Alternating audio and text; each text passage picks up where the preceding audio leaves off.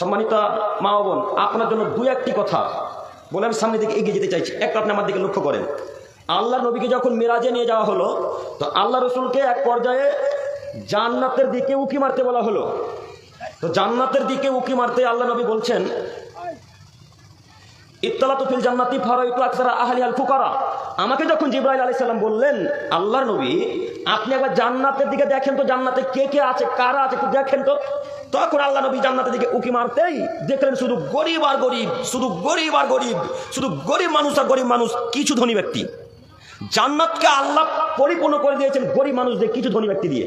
এই কথা শেষ হতে না হতেই জিবরাইল আলাইহিস সালাম মুহাম্মদ সাল্লাল্লাহু আলাইহি ওয়াসাল্লামকে বলেন, আল্লাহর নবী এবার আপনি জাহান্নামের দিকে দেখেন তো কারা কারা আছে। তখন জিবরাইলের কথা শুনে মুহাম্মদ সাল্লাল্লাহু আলাইহি ওয়াসাল্লাম জাহান্নামের দিকে এবার উকি মারছেন। উকি মারতে তিনি বললেন, ইত্তালাতু ফিন নারি ফারাইতু আকসারা আহলিহা নিসা। আমি যখন জাহান্নামের দিকে উকি মারলাম, জাহান্নামে এক পর্যায়ে দেখলাম শুধু নারী আর নারী, শুধু নারী আর নারী, শুধু নারী আর নারী। আল্লাহ জাহান্নামে যে এত নারী, শুধু নারী আর নারী, শুধু নারী আর নারী, শুধু নারী আর নারী, এর মূল কারণ কি? এর মূল সব থেকে বড় কারণ হচ্ছে স্বামীর কথাকে অমান্য করে চলা। দ্বিতীয় বড় কারণ হচ্ছে বেপর্দায়, বেহায়া, অর্ধনগ্ন, লজ্জাহীন নারীদের মতো, বেশ্যালয়ের পতিতলে মেয়েদের মতো চলা। আরো অনেক কারণ আছে। এই দুইটি কথা বলতে আপনাকে এসেছি আমি।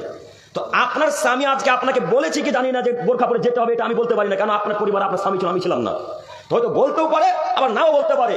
তো যে সমস্ত স্বামী তার স্ত্রীকে, তার কন্যাকে আজকে বোরখা পরে জানাতে আসতে বলেনি বা নিষেধ করেনি, এই সমস্ত স্বামীকে আমরা কাপুরুষ, এই সমস্ত স্বামীকে আমরা পুরুষ মনে করি না। এরা সব হিজড়ার দল। এদেরকে কাউকে আমরা পুরুষ মনে করি না, সবাই কাপুরুষের বাচ্চা, কাপুরুষ। একজন মায়ের বেটা সুরমনিতে বলেন যে আমি পুরুষের বাচ্চা, আমার মেয়ে আজকে বিনা বোরখা জালসাতে এসেছে। একজন বলেন, বলেন একজন। বলবেন না? না বলবেন। তার মানে আপনার কোন এসেছে না? এসেছে, আলহামদুলিল্লাহ, আলহামদুলিল্লাহ। যত লোকের স্ত্রী আজকে বিনা বোরখা এসেছে, কেউ পুরুষ নয়, সব কাপুরুষ, সব কাপুরুষ, সব কাপুরুষ। এমন কোন মায়ের বেটা বলতে পারে আমার কন্যা, আমার স্ত্রী বিনা বোরখা এসেছে, আমি পুরুষ? শুধু একবার বলেন না। আপনাকে যদি হাদিস কোরআন দিয়ে সুরমনির গোরস্থানে পুতলা দিতে পারি, তো জাতির সামনে আর কথা বলবেন ইনশাল্লাহ। কি মনে করেছেন আপনি? আপনার কন্যা আজকে এখন বিনা বোরখা এসেছে, আমি ঠেকাবো বেটা জঙ্গিপুর থেকে এসে? আপনি স্ত্রী এখন বিনা বোরখা এসেছে, আমি মুর্শিদাবাদ জঙ্গিপুর থেকে আপনাদের মালদা জেলাতে গাজল থাকতে আমি ঠেকাতে আসবো না, আপনি ঠেকাবেন? কে ঠেকাবে বলেন? কে বাধা দেবে? আমি যদি আপনার স্ত্রীকে এখন বলি, রহিমা বিনা বোরখা এসেছো, দাঁত ভেঙে দেবো। এই কথা যদি আমি বলি, তো আপনার স্ত্রী কান্নাকাটি করতে করতে করতে গিয়ে আপনাকে বলবে, ওগো আব্দুল করিম আমাকে এইভাবে কথা বললো, তখন আপনি লাঠি নিয়ে আসবেন আমাকে মারতে। কথা বুঝে আসে না? তো আমি তো আপনাকে বলতে পারি না। আমি আপনাকে শুধু এতটুকু বলতে চাই যে আপনি পুরুষ, আপনার স্ত্রী বিনা বোরখা চলতে পারে না। যারা কাপুরুষ তাদের স্ত্রী বিনা বোরখা চলে, এটা আমরা মনে করি। সময় তামা আগুন। তো আপনাকে বলি, আপনার স্বামী তো কখন কখন কাপুরুষ হয়ে গেছে, কখন কখন হিন্দুদের সাথে মিশে গেছে, কখন কখন বেদাতীদের সাথে মিশে গেছে, কখন কখন ইহুদি খ্রিস্টানের সাথে মিশে গেছে। তো আপনি তো শিক্ষিত নারী, আপনি আপনার স্বামীর জন্য কেন পরকাল হারাতে চাচ্ছেন? আপনি আপনার স্বামীর জন্য কেন আপনি জান্নাত হারাতে চাচ্ছেন? আপনি জানেন না? আল্লাহ নবী বললেন, আমি জাহান্নামের দিকে উকি মারতে দেখলাম শুধু নারী আর নারী, শুধু নারী আর নারী, শুধু নারী আর নারী। জাহান্নামকে আল্লাহ পরিপূর্ণ করে দিয়েছে মহিলা মানুষকে দিয়ে, কিছু পুরুষ মানুষ। সম্মানিত আপনাকে আমি অনুরোধ করতে চাচ্ছি, স্বামী আদেশ করুক চাই না করুক, স্বামী আপনাকে বোরখা করতে বলুক চাই না বলুক, আজকে থেকে কিয়ামত পর্যন্ত যতদিন বেঁচে থাকবে ইনশাল্লাহ আর বোরখা ছাড়বো না ইনশাল্লাহ, ইনশাল্লাহ, ইনশাল্লাহ। সম্মানিতা মা বোন, আমি আপনার দিনী ভাই, আমি আপনার ছেলের মতো, আমি আপনার নাতি পোতার বয়সে, আমার বয়স খুব একটা বেশি নয়। আপনাকে আমি অনুরোধ জানাচ্ছি, আপনি আমার এই কথাকে মূল্যায়ন করুন। এক, দুই, মহিলাদের জাহান্নামে যাওয়ার আরো একটি সবচেয়ে বড় কারণ হচ্ছে স্বামীর কথাকে অমান্য করে চলা। হাজারে, 100 তো নয়, হাজারে 999টা মহিলা তার স্বামীর কথাকে মান্যতা দেয় না। হাজারে। তার বাস্তব জলজান্ত প্রমাণ আপনাকে দেখাচ্ছি। দেখেন, আপনি আপনার স্ত্রীকে বলেছেন, রহিমা আজকে মেলা বসেছে, জালসাতে, মেলাতে ঘুরতে যেও না। বলেননি? আপনারা কেউ বলেননি? বলেননি? বলেছেন না? তা আপনার স্ত্রী আপনার কথাকে লাথি মেরে দিয়ে মাটির তলে ফেলে দিয়ে মেলাতে এখন ঘুরে বেড়াচ্ছে। আপনার কথা আপনার স্ত্রী শুনলো? শুনলো না? আপনার স্ত্রী এখন জাহান্নামে যাবে স্বামীর কথা অমান্য করার কারণে। আপনার স্ত্রীকে যে আমি কি দিয়ে বুঝাবো আল্লাহর বাণী, আপনার স্ত্রীকে আমি যে কি দিয়ে বুঝাবো মুহাম্মদ সাল্লাল্লাহু আলাইহি ওয়াসাল্লামের বাণী? আল্লাহর নবী বলছেন, আরে নারী জাতি, তোমার স্বামী যদি তোমার উপর রাগান্বিত হয়ে থাকে, যতক্ষণ তোমার স্বামী তোমার উপর রাগান্বিত হয়ে থাকে, ততক্ষণ পর্যন্ত আল্লাহর ফেরেশতারা তোমার উপর হিসাব করে। আল্লাহু আকবার। কেউ হিসাব করে বলেন তো? ফেরেশতা মণ্ডলীরা। তারপরে তিনি বলছেন, আরে নারী জাতি, যতক্ষণ তোর স্বামী তোর উপর রেগে থাকে, ততক্ষণ আল্লাহ তোর উপর রেগে থাকে। কে রেগে থাকে? আল্লাহ। এবার আপনার স্ত্রীকে বলেন যে আল্লাহ যদি রেগে থাকে, আপনার স্ত্রী যদি 5 ওয়াক্ত সালাত আদায় করে, তাহাজ্জুদ পড়ে, সালাত আদায় করে, সিয়াম আদায় করে, যাকাত দেয়, ভালো আচরণ করে, আপনার স্ত্রী কোন ইবাদত কবুল হবে? আপনার স্ত্রী কোন ইবাদত কবুল হবে না। আজকে আপনার স্ত্রী বিনা বোরখা ঢং ঢং ঢং করতে করতে জালসাতে এসেছে, আবার ঢং ঢং করতে করতে বাড়ি চলে যাবে। আপনার কথা যদি অমান্য করে আপনার স্ত্রী আছে, আপনার স্ত্রী আজকে যত নেকি পেয়েছিল সব নেকি আজকে মাটি তুলে পুঁতে দেওয়া হবে। এনে কি ফেরেশতা মণ্ডলী লিপিবদ্ধ করবে না? কেন? আপনার স্ত্রীর উপর কে রেগে আছে এখন? আল্লাহ।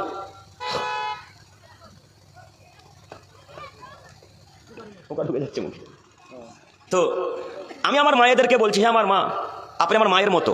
আমি যেমন আমি আর আমার মাকে নিয়ে, আমার পরিবারকে নিয়ে জান্নাত নিয়ে যেতে চাই, ঠিক তেমনি আপনাকেও আমি জান্নাত নিয়ে যেতে চাই বলে আপনার বিরুদ্ধে এত জটিল কঠিনভাবে কথা বলা। আপনি মনে করিয়েন না আমি আপনার সাথে শত্রুতার রেখে কথা বলতে এসেছি। আপনাদের সুরমণিতে এর আগে আমাকে কোনোদিন দেখেছেন? কেউ দেখেননি। আপনাদের সাথে কারোর আমার টাকা পয়সার ঝামেলা আছে? কথা বলেন, ঝামেলা নেই। আপনাদের কারোর সাথে জমি জায়গা নিয়ে ঝামেলা আছে?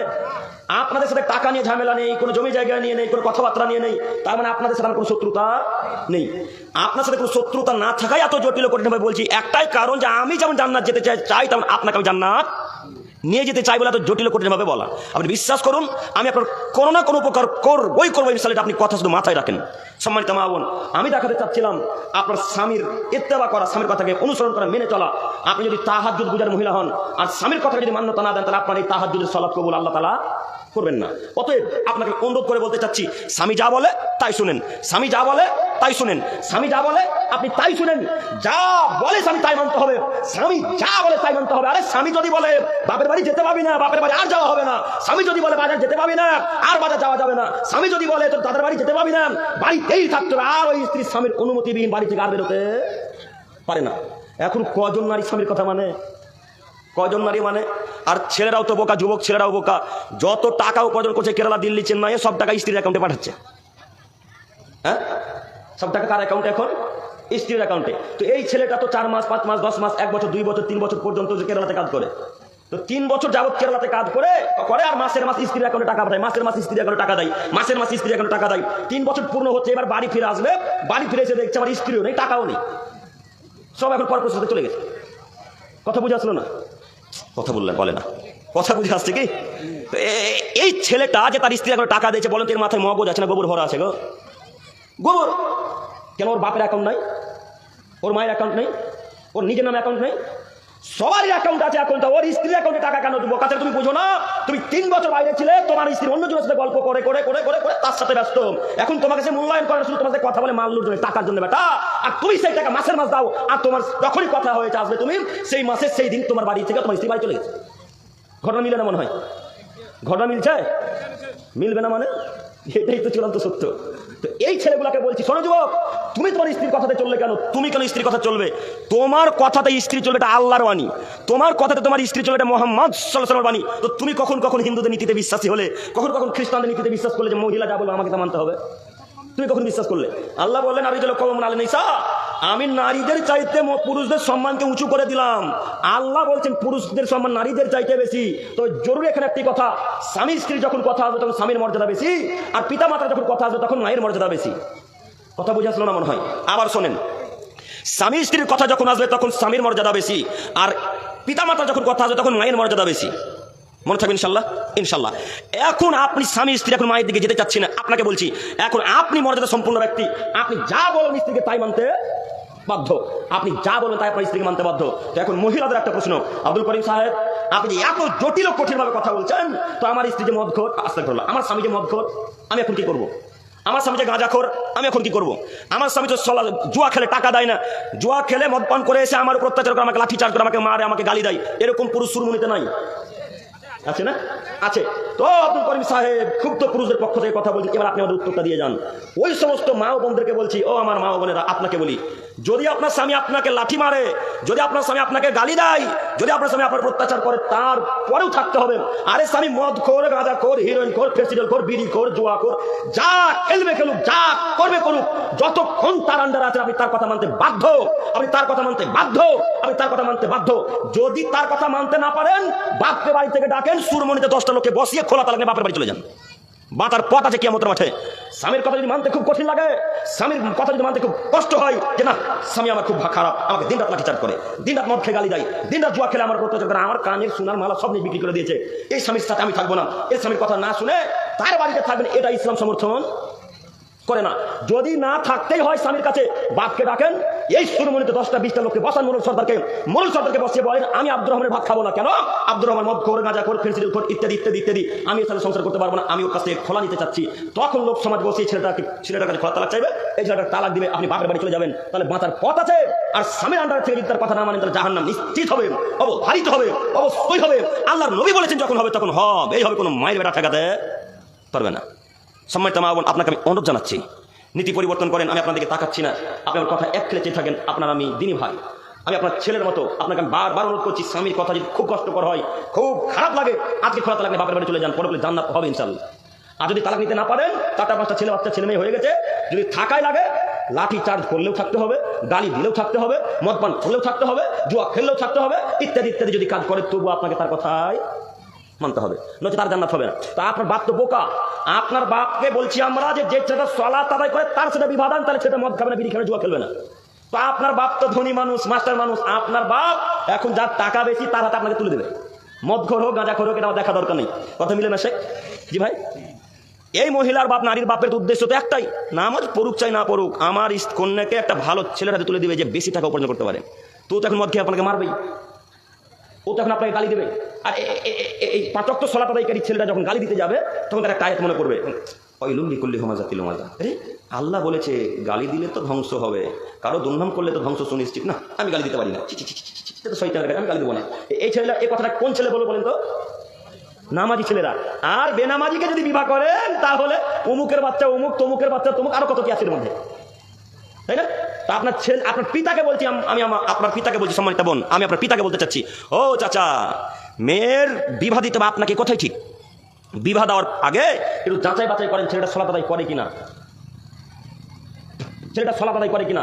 যদি সালাত আদায় না করে, ছেলের সাথে বিবাহ হারাম, ওই ছেলের সাথে বিবাহ দেওয়া হারাম, ওই ছেলের সাথে বিবাহ দেওয়া হারাম। যে সালাত আদায় করে তার সাথে মুসলমানের কন্যার বিবাহ হতে পারে না।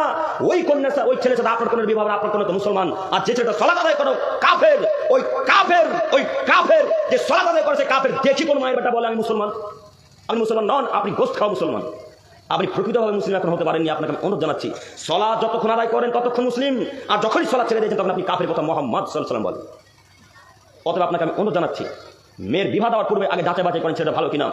আর সম্মানিত মা, আপনি যদি আপনার বাপের কথার বিরোধিতা না করতে পারেন, বেনামাজি ছেলেকে বিবাহ করেন, তাহলে ওর মার ধর খেয়ে এখন তার কাছে থাকা লাগবে, যদি জান্নাত পেতে চান। আমি কথা বুঝাতে পারলাম আপনাদেরকে? এর পরবর্তীতে যখন কন্যাদের বিবাহ দেবো, এটা যাচাই বাছাই করবো ইনশাল্লাহ।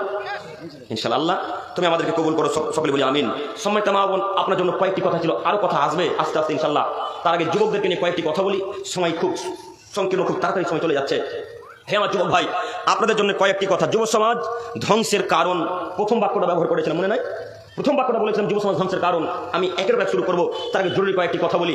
যুব সমাজ ধ্বংসের সব থেকে বড় যেটা কারণ হচ্ছে আল্লাহর পথ থেকে দূরে থাকা, আল্লাহর শরম থেকে দূরে সরে যাওয়া, আল্লাহর কথাকে অমান্য করা। মহান আল্লাহ নবী বলেন, যদি কোনো মানুষ আল্লাহর কথাকে অমান্য করে চলে, যদি কোনো মানুষ আল্লাহ তাআলার কথাকে এড়িয়ে চলে, অহংকার করে চলে, তাহলে সে জাহান্নামে যাবে। বাণী কার? মুহাম্মদ সাল্লাল্লাহু আলাইহি ওয়াসাল্লামের। অতএব আপনাকে অনুরোধ জানাচ্ছি, নীতি পরিবর্তন করে আল্লাহ সুবহানাহু ওয়া তাআলার কথাকে মান্যতা দেওয়ার চেষ্টা করেন। সাথে সাথে আরো কথা মনে রাখবেন, যুব সমাজ ধ্বংসের আরো বড় কারণের আরো একটি বড় কারণ হচ্ছে পিতামাতার কথাকে অমান্য করে চলা। যুব সমাজ ধ্বংসের আরো বড় কয়েকটি কারণের আরো একটি বড় কারণ হচ্ছে প্যান্ট টাকনো নিচে পড়া। যুবকের প্যান্ট টাকনো নিচে নাই, আলহামদুলিল্লাহ, নাই না, আলহামদুলিল্লাহ। যদি ইদানিং প্যান্ট এখন টাকনো নিচে, টাকনোর উপরে ছেলেরা পড়তে শিখেছে, স্টাইল বলেন, ফ্যাশন বলেন, আর সুন্নাত বলেন, পড়ছে তো, তাই না? অধিকাংশ যুবকদের প্যান্ট এখন টাকনোর উপরে থাকে, আলহামদুলিল্লাহ, দেখে খুব ভালো লাগে। তো আপনাকে অনুরোধ জানাচ্ছি, যুব সমাজ ধ্বংসের আরো একটি বড় কারণ হচ্ছে গালি দেওয়া। আল্লাহ নবী বলেন, যে গালি দিবে, এই গালির সমান পাপ যত হয়েছে ততটুকু পাপের নেকি আব্দুর রহমানকে দিয়ে দিতে হবে। একটু আপনি বুঝতে পারেননি বা হাদিসের অর্থ আপনাকে বুঝাই, তারপরে আয়াত পেশ করতে চাচ্ছি। আপনাকে আল্লাহ নবী বলছেন, এই মুসলমানের বাচ্চা যারা তোমরা শোনো, আদমের ছেলে মেয়ে তোমরা যারা মুসলিম, তোমাদেরকে বলছি তোমরা শোনো, যে মুসলমান কখনো গালি দিতে পারে না। একটু আপনি আমাকে আজকে সালা বলে গালি দিয়েছেন, 12 এর চেয়ে খারাপ ভাষা ব্যবহার করেছেন, আমি আব্দুল করিম বিন আমিনুল ইসলাম আপনার পক্ষে বা বিপক্ষে একটা কথা না বলে ওই গাল শুনে আমি আমার বাড়ি চলে গেছি। আপনার সাথে কথা বলে আপনাকে পাল্টা ঘুরিয়ে গালিও দিনি। এই সালা বলার গালির নেকি এখন আব্দুল করিমকে কিয়ামতের মাঠে দিতে হবে। কথা বুঝে আসলো না? যে যাকে গালি দিয়েছে, যে যার উপর অত্যাচার করেছে, প্রত্যেকটা অত্যাচারের পাপ, প্রত্যেকটা গালির পাপ কিয়ামতের মাঠে দিতে হবে। ওই যে একটু আগে আয়াত পেশ করলাম, বুঝতে পেরেছেন কিনা বলতে পারি না, আবার পেশ করে দেখাই। আল্লাহ তাআলা বললেন, ওয়াইলুল লিকুল্লি হুমাযাতিল লুমাযা, হে আদমের ছেলে মেয়ে তোমরা শোনো, যারা মানুষের পশ্চাতে গীবত করে, পরনিন্দা পরচর্চা করে, এরা ধ্বংস সুনিশ্চিত। এবং যারা মানুষকে সামনাসামনি গালি দেয় এরাও ধ্বংস সুনিশ্চিত। বলেন তো বাণী কার? আল্লাহ। সূরা হুমাজার আয়াত কার? এই সূরাটা মুখস্থ নেই, হাত তুলেন তো। আছে মুখস্থ না? বিশেষ করে যারা 5 ওয়াক্ত সালাত আদায়কারী ব্যক্তি তাদের প্রায় সকলেরই মুখস্থ আছে, তাই না? এই আয়াতে আল্লাহ বলছেন ওয়াইলুল্লি কুল্লি হুমাজাতিল লুমাজা, ধ্বংস অবধারিত, ধ্বংস সুনিশ্চিত, ধ্বংস অবধারিত, ধ্বংস সুনিশ্চিত ওই সমস্ত লোকের যারা মানুষকে সামনাসামনি গালি দেয়, যারা মানুষের পশ্চাতে পরনিন্দা করে, যারা মানুষকে সামনাসামনি গালি দেয়, এরা ধ্বংস হবে। এ কথা আল্লাহ তাআলা বলেন। আমরা প্রায় সবাই সূরাটা মুখস্থ করে রেখেছি, কিন্তু অর্থ বুঝি না। আপনাদের অবস্থা আর হুজুরদের, বেদাতি হুজুরদের অবস্থা এক। আপনাদের অবস্থা আর বেদাতি হুজুরদের অবস্থা এক, মানে বুঝতে পারলেন না মনে হয়। বেদাতি হুজুরদের মধ্যে প্রায় লোক হাফেজ থাকে, প্রায় লোক হাফেজ থাকে, থাকে না? আপনি কিছু মানেন আর না মানেন, বেদাতিদের এটা বিশ্বাস করতে হবে যে তাদের মধ্যে হাফেজের সংখ্যা বেশি। বুঝতে পারেননি? আপনি খোঁজ খবর নিয়ে দেখেন, যদিও ইদানিং আহলে হাদিস সালাফি মানহাজের অনুসরণ করে তাদের মধ্যে হাফেজের সংখ্যা বাড়তে শুরু করেছে আলহামদুলিল্লাহ, কিন্তু খোঁজ খবর নিয়ে দেখেন, গণনা করে দেখেন, তাদের সংখ্যা বেশি পাবেন। বুঝেননি? তাদের সংখ্যা বেশি হবে। তো তারা দিন রাত কোরআন মাজিদে পড়ে ও মাইয়ুশরিক বিল্লাহ, যারা আল্লাহর সাথে শিরক করে, ও মাইয়ুশরিক বিল্লাহ ফাকাদ হারামাল্লাহু আলাইহিম আল জান্নাহ, যারা আল্লাহর সাথে শিরক করে মারা গেল, আল্লাহ তার উপর জান্নাতকে হারাম করে দিলেন। কে জান্নাত হারাম করলেন? আল্লাহ। ওই হুজুর দিন রাত কোরআন পড়ে, দিন রাত পড়ে, দিন রাত কোরআন পড়ে। হুজুর তো কোরআন পড়েই আবার বাড়ি উদ্বোধন করতে গিয়েও কোরআন পড়ে, দোকান উদ্বোধন করতে গিয়েও কোরআন পড়ে। তো হুজুর এত কোরআন পড়ে, 114টা সূরা মুখস্থ আছে, পুরো 30 পারা সূরা কোরআন, পুরো 30 পারা কোরআন মাজিদ মুখস্থ আছে। হুজুর অর্থ বুঝে না যে, তাই তো হুজুর মাজারে সিজদা চালাই, তাই তো হুজুর তাবিজ দিয়ে টাকা নাই, তাই তো হুজুর তাবিজ দেয়, তাই তো হুজুর কার দেয়, তাই তো হুজুর বলে তাবিজ করে, তাই তো হুজুর মাজারে যায়, তাই তো হুজুর ফাতিহা করেন। ফাতিহা বুঝলেন? বুঝেন না? আলহামদুলিল্লাহ। তাই তো হুজুর মাজারে টাকা দেয়, মাজারে চাদর দেয়, মাজারে মুরগি দেয়, মাজারে ছাগল দেয়। যদিও মালদা জেলা গাজল থানাতে এই মাজারটা যান নাই। আচ্ছা, আদিনা না, বিখ্যাত জায়গা আদিনাতে। আচ্ছা, তো এই হুজুর অর্থ বুঝে না, আপনারা বুঝেন না, তা আপনাদের অবস্থা তার অবস্থা এক। আপনি করছেন ওয়াইলুল্লি কুল্লি হুমাজাতিল লুমাজা আল্লাযী জামাআ মালা ওয়া আদ্দাদা, পড়েন না কোরআন মাজিদ? তো অর্থ বুঝলেন? প্রতি রাত্রে প্রতি ওয়াক্তেই পড়ছেন, তারপরেও মাঠে গিয়ে দেখছেন একটা ছাগল আপনার ধান খাচ্ছে, ভুট্টা খাচ্ছে, তখন বলছে অমুকের বাচ্চা, অমুক তমুকের বাচ্চা। তুমি কার ছাগল রে? কথা মিলল না। গালি দেন না যখন ভুট্টার গাছ খায়, ধান খায়, তখন গালি দেন না? এখন ক্ষমা নেন তো দেখি। ছাগলটা আব্দুল করিমের ছাগলে আপনার ভুট্টা খেয়েছে, তো ক্ষতি কার হয়েছে? আপনার। তাও নাকি আমার কাছে আপনাকে ক্ষমা নিতে হবে। কেন? গাল দিয়েছেন যে, তা গাল দিবেন? হ্যাঁ, বুঝতে পারলাম না। জমি নষ্ট হয়ে গেলে ধরেন, ধরে টাকা নেওয়া লাগবে, নইলে তাকে পরামর্শ দেন যে আপনি ছাগল বানিয়ে, নইলে আমরা পদক্ষেপ নিতে পারি। কথা বুঝতে পারেননি? ভালো প্রশ্ন করেছেন, আলহামদুলিল্লাহ, ভালো করেছেন, আলহামদুলিল্লাহ। আপনাকে অনুরোধ জানাচ্ছি, আজকের পর থেকে আর গালি দেবো না ইনশাল্লাহ। যুবক ভাই, আপনাকে বলি, কেউ যদি সালা বলে গালি দেয়, বহুনু বলে বাড়ি চলে আসেন, বাঁচার পথ আছে কিয়ামতের মাঠে। কেউ যদি অকথ্যভাষায় গালি দেয়, চুপচাপ মুখকে বন্ধ করে বাড়ি চলে আসেন, বাঁচার পথ আছে। উকবা ইবনে আমির জুহানী রাদিয়াল্লাহু তাআলা আনহু বলেন, মান নাজাত ইয়া রাসূলুল্লাহ, আল্লাহ নবী আপনি আমাকে উপদেশ দেন কিয়ামতের মাঠে কিভাবে বাঁচবো। আল্লাহ নবী আপনি আমাকে উপদেশ দেন কিভাবে আমি কিয়ামতের মাঠে বাঁচবো। তখন মুহাম্মদ সাল্লাল্লাহু আলাইহি সাল্লাম উকবাকে বলছেন, উকবা আমসিক আলাইকা লিসানাক, জিহ্বাকে কন্ট্রোলে রাখো, উকবা জিহ্বাকে নিয়ন্ত্রণে রাখো, জিহ্বাকে বন্ধ রাখো, কিয়ামতের মাঠে বেঁচে যাবে। মুহাম্মদ সাল্লাল্লাহু আলাইহি সাল্লাম উকবাকে বলছেন, উকবা জিহ্বাকে বন্ধ রেখে দাও, কিয়ামতের মাঠে বেঁচে যাবেন। ওয়ালিয়াসাক বাইতুক, বাড়িতেই অবস্থান করেন, বাড়িতেই থাকেন, কিয়ামতের মাঠে বেঁচে যাবেন। ওয়াক্কালা খতিয়াতিক, পাপের জন্য কান্নাকাটি করেন, কিয়ামতের মাঠে বেঁচে যাবেন। অত্র বা হাদিসের 3টি বাক্য, তার প্রথম বাক্য হচ্ছে উকবা জিহ্বাকে নিয়ন্ত্রণ রাখো, কিয়ামতের মাঠে বেঁচে যাবে। কজন জিহ্বাকে নিয়ন্ত্রণ রাখতে পারি? কজন পারি? এই যুবকরা 2 বন্ধু ঘুরতে গেছে গাজল, ওই আপনাদের মনে করেন আদিনা পার ঘুরতে গেছে, ঘুরতে গিয়ে কোনো কারণবশত ঝগড়া, এখন এ ওকে গালি দেয়, একে গালি দেয়। অথচ এতক্ষণ আগে ছিলেন এরা খুব ক্লোজ ফ্রেন্ড, খুব দামি বন্ধু, এখন হয়ে গেছে 2জন শত্রু। তো যুবক ভাই, তোমাকে বলি, তুমি যে মুহাম্মদ সাল্লাল্লাহু আলাইহি ওয়াসাল্লামকে বিশ্বাস করবো, তুমি কেন গালি দিচ্ছ? তুমি যে মুহাম্মদ সাল্লাল্লাহু আলাইহি ওয়াসাল্লামের ধর্মে বিশ্বাস, তুমি কেন গালি দিচ্ছ? বলো, তুমি তো মুহাম্মদ সাল্লাল্লাহু আলাইহি ওয়াসাল্লামকে ভালোবাসো, তুমি তো গালি দিতে পারো না, তাই না? তুমি তো আল্লাহকে ভালোবাসো, তুমি তো আল্লাহর বিধানে, এরকম না যে মানুষকে গালি দেবে, এই বিধান আল্লাহর বিধানে নেই। আপনাকে অনুরোধ জানাচ্ছি, নীতি পরিবর্তন করেন। আর একটি কথা বলে আমি বাক্যকে সামনের দিকে নিয়ে যেতে চাচ্ছি। তার একটি কথা হচ্ছে, বাড়িতেই থাকেন, বাড়িতে যদি থাকেন তো পাপ কম হবে। আল্লাহ নবী বললেন কিয়ামতের মাঠে বেঁচে যাবে। আব্দুল করিম সাহেব, আমরা বিবাহ করেছি, যদি এখন বাড়িতে বেশি থাকি তো আমাদেরকে গ্রামের মানুষ ভাঁড়ুয়া বলে। ভাঁড়ুয়া বুঝতে পারলেন কি? বউর কথায় উঠে বউর কথায় বসে। আবার কেউ কেউ বুড়ারা, বৃদ্ধরা বলে, বন্ধুরা বলে, জানারে বইয়ের আঁচলে তলে ঢুকে থাক, বলে না মনে হয়? এই কথা বন্ধুদেরকে বলতে দেন। এই কথা বৃদ্ধ বাচ্চাদেরকে বলতে দেন, যে যা বলছে বলুক, যে যা বলছে বলুক, কারো কথা শুনে লাভ নেই। মোহাম্মদ সাল্লাল্লাহু আলাইহি ওয়াসাল্লাম বললেন, ওয়ালিয়াসাক বাইতুক, বা বাড়িতেই থাকো, কিয়ামতের মাঠে বেঁচে যাবে। কেন? বাড়িতে থাকলে পাপ কম হয়, বাড়িতে থাকলে পাপ কম হয়, বাড়িতে থাকলে পাপ কম হয়। একদিন আপনি কম্প্রোমাইজ করে দেখেন, আপনি একদিন বাড়িতে থেকে দেখেন যে পাপ কত হলো, আর একদিন গাজল ছাড়তে ঘুরে দেখেন পাপ কত হলো। কম্প্রোমাইজ করে দেখেন একদিন পাপ কোন দিন হয় বেশি আর কোন দিন কমে। আপনাকে অনুরোধ জানাচ্ছি, মোহাম্মদ সাল্লাল্লাহু আলাইহি ওয়াসাল্লামের নীতি গ্রহণ করেন, আমরা যেন মোহাম্মদ সাল্লাল্লাহু আলাইহি ওয়াসাল্লামের নীতিতে চলাচল করতে পারি। আল্লাহ তুমি আমাদেরকে তৌফিক দান করো, সকলে বলি আমিন। সম্মানিত যুবক ভাই, আমি আপনাকে দেখাতে চাচ্ছিলাম যুব সমাজ ধ্বংসের কারণ, তার একটি কারণ হচ্ছে গাল দেওয়া। এখানে একটা হাদিস পেশ করে সামনের দিকে এগিয়ে যেতে চাইছি, দেখেন আপনি গাল দিতে পারেন কিনা। যত সমস্যা রাজমিস্ত্রি ভাইদেরকে নিয়ে, যত সমস্যা ওই যারা মাঠে ঘাটে কাজ করে যাদের আন্ডারে তাদেরকে নিয়ে, যত সমস্যা যে যার আন্ডারে কাজ করে, ওই পানির তলে কি হয় আপনাদের ওইগুলো কি বললেন, মাখনা, জাযাকাল্লাহু খাইরান, মাখনা তুলতে নিয়ে গেছেন আব্দুর রহমান আব্দুল সাত্তারকে। তো ওইদেরকে বলেছেন মাখনা 50 কেজির উপরে তুলতে হবে একদিনে, 12 বেশি হতে পারে। তো একটা ছেলে কমজোরি মানুষ, কাজ কম করতে পারে, এই ছেলেটা 30 কেজি 35 কেজি তুলেছে, তখন তাকে গালি দেবে, বেটা কাজ করতে পারে না, কাজ করতে তুলেছে। এরকম বলে না মাখনার মালিকেরা, বলে না? এই জায়গাটা আবার আসি, রাজমিস্ত্রি ভাইদের অবস্থা যখন পেশ করলাম, আবার এখানে আসবো ইনশাআল্লাহ। আগে হাদিস পেশ করি, তারপরে আমি আসতে যাচ্ছি। আপনাকে দেখাই, একটু আপনারা লক্ষ্য করেন, আমাদের নবী মুহাম্মদ সাল্লাল্লাহু আলাইহি ওয়াসাল্লাম, আবু বকর সিদ্দিক রাদিয়াল্লাহু তাআলা আনহু আর আবু হুরায়রা রাদিয়াল্লাহু তাআলা আনহু, তিনজন ব্যক্তি পাশাপাশি দাঁড়িয়ে আছেন। তিনজন ব্যক্তি পাশাপাশি দাঁড়িয়ে আছেন। একটা বেদুইন গ্রামের মানুষ, অশিক্ষিত গ্রামের মানুষ, এ আসা মাত্রই এসে আবু বকর সিদ্দিককে গালি দিতে শুরু করলেন। অকথ্য ভাষায় গালি দিচ্ছেন, আবু বকরকে গালি দিচ্ছেন। কিন্তু বেদুইন অশিক্ষিত মানুষ, যে ধর্ম বুঝে না, যে মোহাম্মদ সাল্লাল্লাহু আলাইহি ওয়াসাল্লামকে চিনে না, যে আল্লাহকে চিনে না, এই বেদুইন একটা লোক গালি দিচ্ছে আবু বকর সিদ্দিক রাদিয়াল্লাহু তাআলা আনহুকে। পাশে দাঁড়িয়েছেন মোহাম্মদ সাল্লাল্লাহু আলাইহি ওয়াসাল্লাম। এই লোকটা যখন মোহাম্মদ সাল্লাল্লাহু আলাইহি ওয়াসাল্লামের এই লোকটা যখন গালি দিচ্ছিলেন, মোহাম্মদ সাল্লাল্লাহু আলাইহি ওয়াসাল্লাম গালি শুনে মুচকি মুচকি হাসছিলেন, মুচকি মুচকি হাসছেন, আর আবু বকরের দিকে দেখছেন, মুচকি মুচকি হাসছেন, আর আবু বকরের দিকে তাকাচ্ছেন। আর কত পোকা ঢুকবে গো, থাক থাক থাক, একটু একটু দেখেন। তো আবু বকর সিদ্দিক রাদিয়াল্লাহু তাআলা আনহু চুপচাপ আছেন, আর মুহাম্মদ সাল্লাল্লাহু আলাইহি ওয়াসাল্লাম হাসছেন।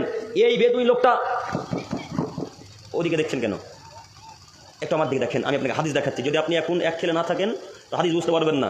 তখন সকালবেলার চায়ের দোকানে বসে বলবেন, না কাকে যে বক্তা হিসেবে নিয়ে এসেছিল, কি যে বললো কিছুই বুঝতে পারলাম না, কি যে বললো বুঝতে পারলাম না, তাই না? আমি চাচ্ছি আপনি আমাকে যতক্ষণ বলাবেন, বক্তব্য দিতে দিবেন, ততক্ষণ যেন আপনি আমার দিকে এক চেয়ে থাকেন। এটা আমার অনুরোধ আপনাদের কাছে। দেখেন আপনাকে দেখাচ্ছি। তো মোহাম্মদ সাল্লাল্লাহু আলাইহি ওয়াসাল্লাম আবু বকরের দিকে তাকাচ্ছেন। যখন লোকটা গালি বেশি শুরু করে দিলেন, গালের মাত্রা যখন উঁচু হয়ে গেল, আবু বকর কিন্তু গালের মাত্রা সহ্য করতে পারলেন না। গালের মাত্রা সহ্য করতে না পারায় আবু বকরও ওই লোকটাকে গালি দিয়ে বসলো। আবু বকর গালি দিয়ে দিলেন, কিছু একটা ভাষায় বললেন, যাই হোক কোনো একটা কথা বললেন, আল্লাহ নবী গালটাকে উল্লেখ করলেন না, একটা ভাষায় গালি দিলেন, এইভাবে তিনি উল্লেখ করলেন। তো আবু বকর যেমনই গালি দেওয়া, মোহাম্মদ সাল্লাল্লাহু আলাইহি ওয়াসাল্লাম আবু বকরের কাছ থেকে দ্রুত দূরে চলে গেলেন, দৌড়ে দূরে চলে গেছেন। তো আবু বকর সিদ্দিক রাদিয়াল্লাহু তাআলা আনহুর মাথা তার কাজ করে না। হ্যাঁ, ব্যাপারটা কি? এতক্ষণ তো বেদুইন লোকটা, ইহুদি লোকটা আমাকে গালি দিচ্ছিল, আর মোহাম্মদ সাল্লাল্লাহু আলাইহি ওয়াসাল্লাম তাকিয়ে দেখছিলেন, মুচকি মুচকি হাসছিলেন। তো আমি যেমনই গালি শুরু করলাম, কেন মোহাম্মদ সাল্লাল্লাহু আলাইহি ওয়াসাল্লাম আমার কাছ থেকে চলে গেল? এই কথা আবু বকরের মাথাতে ঘুরপাক খায়।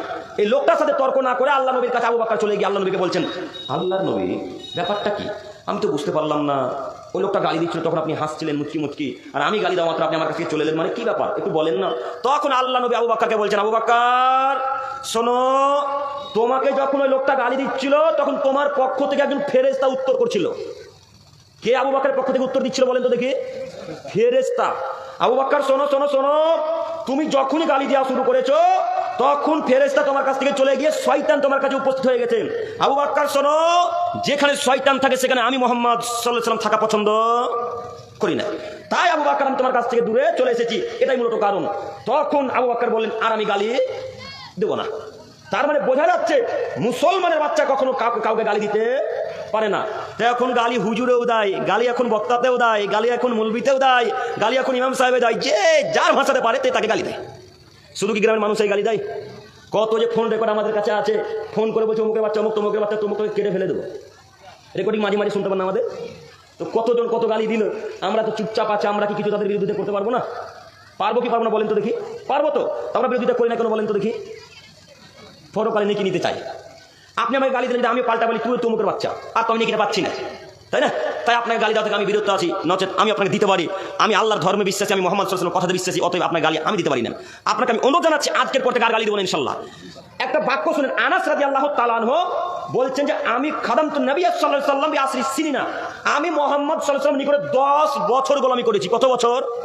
10 বছর। তো 10 বছরে আল্লাহ নবী আমাকে একদিনের জন্য বললেন না, আনাস এই কাজটা কেন করনি, আনাস ওই কাজটা কেন করনি, আনাস এটা কেন করেছো, আনাস ওটা কেন করেছো। আমাকে 10 বছরে একদিন মোহাম্মদ সাল্লাল্লাহু আলাইহি ওয়াসাল্লাম এইভাবে কথা বলেননি। আল্লাহ নবীর ব্যবহার দেখেন কত ভালো। তো আপনি একটা দিনের জন্য 7 থেকে 8 ঘন্টা মাখনা তোলাবেন, তার কারণে একটু মাখনা কম তুলেছে তাই তাকে গালি দিতে হবে? হ্যাঁ, রাজমিস্ত্রি ভাইদের বলছি, যারা হেড মিস্ত্রি তাদেরকে বিশেষ করে বলছি, আপনার গাঁথনি প্রতিদিন ভালোই কাজ হয়, প্লাস্টার ভালোই হয় প্রতিদিন প্রায়। আজকে গরম খুব পড়েছে তাই প্লাস্টার একটু কম হয়েছে, তাই এসে তাদেরকে গালি দিতে লাগবে? তাই এখন গালি দিতে হবে? রাজমিস্ত্রি ভাই যদি থেকে থাকেন, আপনাকে অনুরোধ জানাচ্ছি, আপনার আন্ডারে যত লোক আছে কাউকে গালি দিতে পারেন না। মুহাম্মদ সাল্লাল্লাহু আলাইহি ওয়াসাল্লাম বলছেন আপনি গালি দিতে পারেন, আপনি মুসলমানের বাচ্চা, আপনি আজকের পর থেকে আর গালি দিবেন না ইনশাল্লাহ। ইনশাল্লাহ। আল্লাহ তুমি আমাদের যুবক ভাইদেরকে কবুল করো, সকলে বলি আমিন। আমি এবার দেখাচ্ছি যুব সমাজ ধ্বংসের আরো একটি বড় কারণ হচ্ছে মুহাম্মদ সাল্লাল্লাহু আলাইহি ওয়াসাল্লামের পদ্ধতি ত্যাগ করা। মুহাম্মদ সাল্লাল্লাহু আলাইহি ওয়াসাল্লামের পদ্ধতি যারাই ত্যাগ করবে তারাই ধ্বংস হবে। মুহাম্মদ সাল্লাল্লাহু আলাইহি ওয়াসাল্লামের পদ্ধতি যারাই ত্যাগ করবে তারাই ধ্বংস হবে।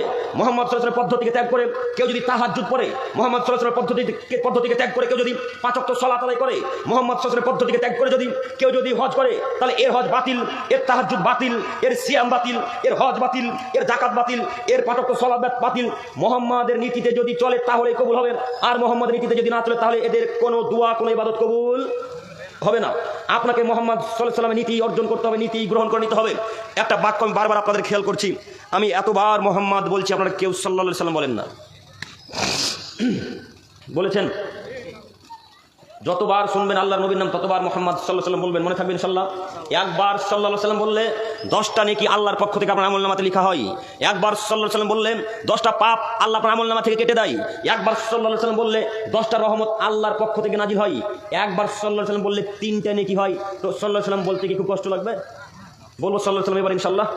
ইনশাআল্লাহ আপনাকে দেখাচ্ছি, দেখেন যারা এই মুহাম্মদ সাল্লাল্লাহু আলাইহি ওয়াসাল্লামের নীতি ত্যাগ করেছে তারাই ধ্বংস হয়েছে। তার একটা জলজান্ত হাদিস দেখে আপনাকে আমি সামনের দিকে নিয়ে যেতে চাইছি। আলী রাদিয়াল্লাহু তাআলা আনহু বলেন, রাসূল সাল্লাল্লাহু আলাইহি ওয়াসাল্লাম যা বলেছেন সেই প্রত্যেকটা কথা আমি এই কাগজে লিখে রেখেছি। এ কথা আলী রাদিয়াল্লাহু তাআলা আনহু বলছেন, হাদিস সহিহ মুসলিম মিসকাত। আলী বলছেন আমি যত মুহাম্মদ সাল্লাল্লাহু আলাইহি ওয়াসাল্লামের কথা শুনেছি প্রত্যেকটা কথা আমি এই আমার কাগজে লিপিবদ্ধ করে রেখেছি। সেই কথার মধ্যে একটি কথা হচ্ছে আল্লাহ নবী বলেছেন, আদমের ছেলে মেয়ে তোমরা শোনো, যদি কোনো মানুষ হারাম হতে মদিনা পর্যন্ত, যদি কোনো মানুষ শহর আয়ের হতে শহর পর্যন্ত, এগুলি জায়গার নাম, আয়ের একটা জায়গার নাম, শহর একটা জায়গার নাম। তিনি বলছেন আয়ের হতে শহর পর্যন্ত এই মধ্যবর্তী জায়গাতে, এই মধ্যবর্তী স্থানে যদি কোনো মানুষ কোনো বেদাতিকে আশ্রয় দেয়, এই মধ্যবর্তী স্থানে মধ্যবর্তী জায়গা থেকে যদি বেদাতিকে সম্মান করে, এই মধ্যবর্তী স্থানে এই মধ্যবর্তী জায়গাতে যদি কেউ বেদাতিকে ভালোবাসেন, তাহলে তার উপর আল্লাহর লানত, তার উপর ফেরেশতা মণ্ডলীর লানত, তার উপর সারা পৃথিবীতে যত মানুষ আছে তাদের সবারই লানত। ওই ব্যক্তির উপরে যেই ব্যক্তি বেদাতিকে ভালোবাসলো, যে ব্যক্তি বেদাতিকে সম্মান করলো, যে ব্যক্তি বেদাতিকে আশ্রয় দিল, যে ব্যক্তি বেদাতিকে ভালোবাসলো, তার উপর কার লানত, কার অভিশাপ? আল্লাহর অভিশাপ, ফেরেশতা মণ্ডলীর অভিশাপ, এবং সারা পৃথিবীতে যত মানুষ আছে প্রত্যেকটা মানুষের অভিশাপ ওই লোকটার উপরে, যে লোকটা বেদাতিকে সম্মান করলো, বেদাতিকে আশ্রয় দিল। এই বাক্যকে সামনে রেখে আপনাকে বলতে চাচ্ছি, ও তিনি ভাই সম্মানিত মুরব্বী সাহেব, আপনাদের কোনো বলতে চাচ্ছি, আপনার হুজুর যদি বেদাত করেন আপনি তার সাথে তাকে সম্মান করবেন না, তাকে আপনি আশ্রয় দিবেন না। যেই বেদাত করুক তার সাথে আপনার আমার কোনো লেনদেন নেই, বেদাতিদের সাথে আমাদের কোনো সম্পর্ক নেই। একটা আপনাকে দেখাই, যারা বেদাতি করে তাদেরকে আপনি ভালোবাসবেন না। তার আরো একটি কথা বলতে চাচ্ছি, সেটা হচ্ছে কেউ যদি 5 ওয়াক্ত সালাতের উপর দোয়া করেন, এই হলো বেদাতি, এর সাথে আপনার চলাচল নিষেধ, আপনি এর সাথে চলতে পারবেন না। তবে হ্যাঁ, একে আপনি বলতে পারেন, ও আব্দুল্লাহ ভাই, আব্দুর রহমান, আব্দুল করিম, আব্দুল সাত্তার, আপনি যে 5 ওয়াক্ত সালাতের উপর দোয়া করলেন, এই দোয়া বেদাত, এই দোয়া বেদাত, এই দোয়া বেদাত, এটা চলবে না। সম্মিলিত মোনাজাত বেদাত, সভাসমিতির পর হাত তুলে দোয়া করা বেদাত, 5 ওয়াক্ত সালাতের হাত তুলে মোনাজাত করা বেদাত, বিবাহের অনুষ্ঠানে হাত তুলে দোয়া করা বেদাত, গোরস্থানে গিয়ে জানাজার মাটি দেওয়ার পর কাফন দাফন করার হাত তুলে দোয়া করা বেদাত, জানাজার স্থানে হাত তুলে দোয়া করা বেদাত, আরো ইত্যাদি ইত্যাদি স্থান আছে। এইগুলোতে যারা বেদাত করবে এদের সাথে আপনার কোনো সম্পর্ক নেই, এদেরকে আপনি আশ্রয় দিবেন না। যদি আপনি আশ্রয় দেন আপনার উপর আল্লাহর লানত, আপনার উপর মুহাম্মদ সাল্লাল্লাহু আলাইহি ওয়াসাল্লামের, সারা পৃথিবীর মানুষের লানত, সারা পৃথিবীতে যত ফেরেশতা মণ্ডলী আছে সারা পৃথিবীর ফেরেশতা মণ্ডলীর লানত। বলেন আপনি আশ্রয় কেন দিচ্ছেন? আপনি বোঝেননি আপনার হুজুর বর্তমান যুগের একটা খুব দামি হুজুর বেরিয়েছে, আমি নাম কোনোদিন বলি না, নাম বলে কারো বক্তব্য নিই না, তবে বাক্য বললে হয়তো বুঝতে পারবেন। দেখি আপনারা যুবক ভাই বুঝতে পারেন কিনা। আপনার হুজুর একটা কথা বলেছে যে খাদিজা রাদিয়াল্লাহু তাআলা আনহা নাকি বেপর্দা নারী ছিল। কে শুনেছেন কথাটা? হাত তুলেন একজন। বাংলাদেশের খুব টপ র্যাঙ্কের হুজুর, মানে বেদাতিদের টপ র্যাঙ্কে। আমি এখন পর্যন্ত কোনো বক্তার নাম নিয়ে কথা বলিনি, ইনশাআল্লাহ বলবো না। আকাল মান্দুকলে এই সারাহি কাফি। আপনাকে আরও কথা তার বলি, তাহলে বুঝতে পারবেন। তিনি বলছেন খাদিজা 1 ওয়াক্ত সালাত আদায় করেনি, খাদিজা বেপর্দা নারী ছিল, আল্লাহ তাকে জান্নাত দিয়েছে। এবার আপনি বলেন তো আসলে কি খাদিজা বেপর্দা নারী ছিলেন? নাউজুবিল্লাহি মিন যালিক। আসলে কি খাদিজা রাদিয়াল্লাহু তাআলা সালাত আদায় করেনি? এবার আপনি বলেন ওই বেদাতি হুজুরের বক্তব্য আপনি শুনছেন কেন? আপনি কি মানুষ মনে করেন না নিজেকে? নিজেকে কি আপনিও বেদাতি মনে করেন? আপনি কোনো বেদাতিদের বক্তব্য আলোচনা শুনবেন? আপনি তো বেদাতিদের বক্তব্য আলোচনা শুনতে পারবেন না। আপনি কেন শুনছেন বলেন? আপনার মোবাইল যদি চেক করা হয়, আপনার হোয়াটসঅ্যাপ, আপনার ফেসবুক স্টোরি যদি দেখা যায়, ওরই বক্তব্য চলে দিন রাত, ওরই বক্তব্য আপনার স্টোরি থাকে, আপনি মানুষ নন? আপনি কেন তার বক্তব্য রেখে দেখছেন? আপনি কেন তার বক্তব্য শুনছেন? আপনি জানেন না মুহাম্মদ সাল্লাল্লাহু আলাইহি ওয়াসাল্লাম বেদাতিকে সম্মান করলে তার উপর ফেরেশতা মণ্ডলী লানত, তার উপর আল্লাহ লানত, সারা পৃথিবীর মানুষের লানত। আপনি কেন বেদাতির বক্তব্য শুনলেন?